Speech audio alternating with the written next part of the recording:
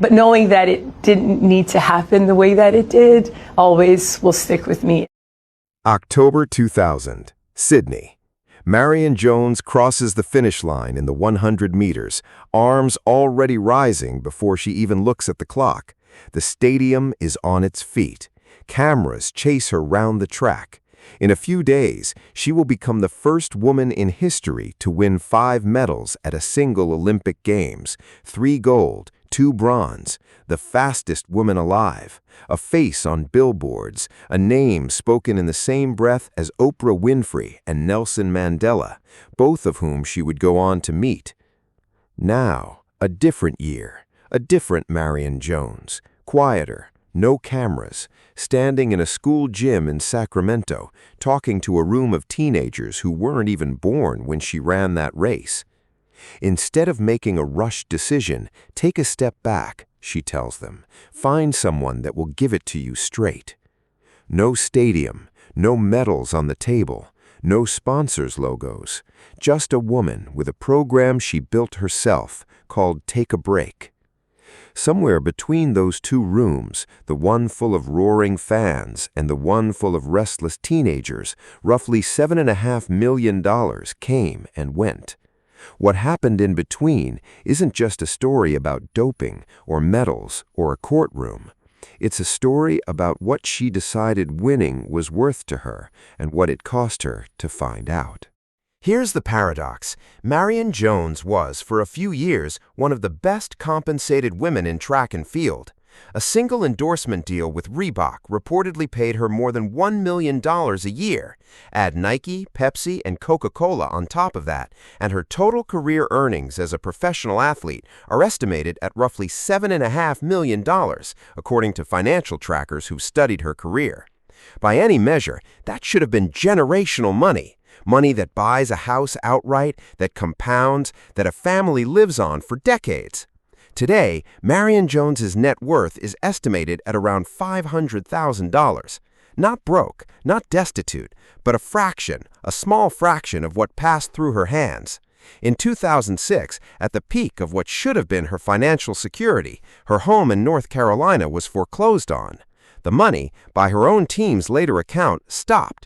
Endorsements evaporated, legal bills piled up, and what one financial retrospective on her career called the money spigot was turned off almost overnight. And it wasn't just the endorsements. Once the guilty plea became public in 2007, everything downstream of her name as a brand went with it. Speaking fees, appearance money, the licensing deals that quietly fund most retired Olympians for a decade after they stop competing. Legal defense, meanwhile, ran the other direction.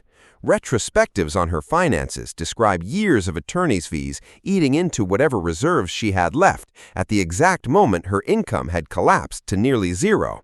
It's the financial version of a car losing its brakes and its engine in the same afternoon. So here's the question the title is asking. Not where did the money go? That part is answerable in a sentence. The real question is why a woman with that much talent, that much fame, and that much income let it get away from her. And whether "let" is even the right word, or whether something else was operating underneath the numbers the whole time. To understand that, you have to go back much further than Sydney. You have to go back to a warehouse gym in Southern California and to a loss that happened before any of the medals did. Marion Louis Jones was born in Los Angeles in 1975. Her parents split when she was young, and a few years later her mother married Ira Toller, a retired postal worker, who became a stay-at-home father to Marion and her older half-brother Albert. Albert died unexpectedly in 1987 when Marion was 11 years old. It's a single line in most biographical write-ups of her, a sentence, then the story moves on to her athletic records. But by her own account and those close to her, it was the hinge.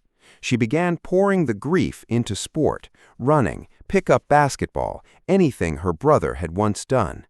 Within 4 years, she was the best high school athlete of either gender in California. Gatorade Player of the Year 3 years running, Track and Field News National High School Athlete of the Year twice, a state 100-meter champion 4 times over at 2 different schools. She was good enough at 17 to have made the 1992 Olympic team as a relay alternate. She turned it down. She wanted to make a team on her own times, not as a late addition, and she wanted first to play basketball, taking a scholarship to the University of North Carolina, where as a freshman point guard, she helped win the 1994 NCAA championship. Long before the scandal, the pattern of Marion Jones was already visible: extraordinary talent paired with an insistence on doing things her way, on her timeline. She turned fully to track after graduating in 1997, and the results were almost unbelievable.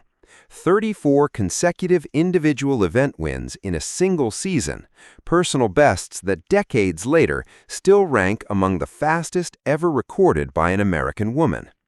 And underneath it all, for years, were people she trusted completely. This is the part that gets flattened in most retellings into a single word: doping, as if it were a decision made in isolation. It wasn't. By Jones's own later description, it was a decision to trust the wrong people and then to keep trusting them long after she had reason not to.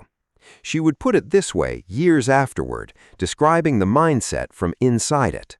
You make a decision based on giving your trust to somebody else. I made the choice not to ask questions of the people around me when they were saying things or giving me things. Her coach at the time, Trevor Graham, and the BALCO lab run by Victor Conte were at the center of a doping scheme that would eventually implicate more than 20 top-level athletes, including 2 men she was involved with, C.J. Hunter and Tim Montgomery. For years, under oath, she denied it all. She denied it to friends. She denied it to federal agents. She denied it to a grand jury. By the time the walls started closing in 2006, the pattern repeated itself in miniature. A report cited a positive test for a banned substance from a U.S. championship event. Jones withdrew from a meet in Switzerland for personal reasons and denied everything again. Weeks later, her second sample came back clean, and for a moment it looked like she'd cleared her name entirely. It would be another year before the truth caught up with her for good, this time not through a drug test, but through her own sworn statement to federal investigators about a check fraud scheme that had nothing to do with running at all and everything to do with who she'd chosen to keep close. Then, in October 2007, she stopped. She pleaded guilty to lying to federal investigators about her steroid use and to a separate charge tied to a check fraud scheme connected to Montgomery. She retired from the sport the same day. The International Olympic Committee stripped her of all 5 Sydney medals, and, under IOC rules at the time, her relay teammates were later forced to return theirs too, a detail that still surfaces in conversations about her legacy. The cost of her choices wasn't only hers to pay. In January 2008, she was sentenced to 6 months in federal prison, the maximum the charge allowed, plus 2 years of supervised release and 800 hours of community service. She surrendered in March 2008 to serve her time at the Carswell Federal Medical Center in Fort Worth, Texas. Her children at the time were 5, 2, and a few months old. Inside, after a conflict with another inmate, she spent a stretch of her sentence, by her own account, roughly 48 to 49 days in solitary confinement. That number, not the medal count, not the net worth, is the one that explains the rest of this story. Here is what she has said about those weeks, alone, in a cell, with nothing to do but sit with what she'd done. When I was in 49 days of solitary confinement, I was sitting there saying, "Okay, Marion, you could allow all of this to just put you under, or you can use what your mom has always said about you, that you're something special and that you're unique." This is the hinge the whole title turns on. The paradox isn't how did a rich athlete end up with so little money? It's that the version of Marion Jones who walked out of Carswell in September 2008 had made a decision, not about training or contracts or comebacks, but about what kind of life was worth living. And the decision she made was to make herself smaller on purpose, in a way that has nothing to do with what she could still afford. The take-a-break philosophy she built afterward, the one she now takes into school gyms, the one that opened this video, isn't a branding exercise. It's a direct, traceable response to the specific failure she identified in herself. She moved too fast, trusted too easily, and never once stopped to ask a hard question when the answer might have cost her something. Her own words on it are almost clinical in their precision. Now, when I'm about to make a tough decision, before I do something that will have a major impact on my life, I take a break, think, and seek the advice of people I know and trust. The quiet life in Austin, the PTA meetings, the trips to the local YMCA, the absence of a comeback tour or a reality TV money grab isn't what's left over after the money ran out. Multiple people who've interviewed her since have noted the same thing. She's had chances to cash back in, and mostly declined them, choosing instead paid speaking engagements built around the one lesson she wants to teach. The scarcity isn't purely financial. Some of it is chosen. But there's a second, deeper layer here, and it isn't about decision-making frameworks. It's about what she says the loss did for her. When you have so much taken away, and I'm not just talking about your children, every little thing that happens thereafter becomes so much more meaningful. Read that line again. She is not describing regret. She is describing a recalibration of what counts as valuable, one that could only happen after everything visible had been stripped away. The medals, physically returned to the IOC, the endorsements, the public identity of fastest woman in the world. She has said more than once that the version of herself who was chasing gold in Sydney was operating under a kind of pressure she now calls unsustainable, what she's referred to as the superwoman expectation placed on her, the idea that she had to be flawless, untouchable, singularly responsible for carrying everyone else's hopes. Getting that taken away by force rather than choosing to set it down was brutal, but by her own account, it's also the only way she would have ever put it down. This is the part a lot of cautionary tale retellings miss because it doesn't fit neatly into disgraced athlete as a genre. Jones didn't just lose fame and money and rebuild the same life at a smaller scale. She has spent the years since using what happened to her, championing conditions for women in the federal prison system, speaking specifically to mothers and to people struggling with addiction because she lived alongside them at Carswell and knows firsthand what the system does and doesn't offer.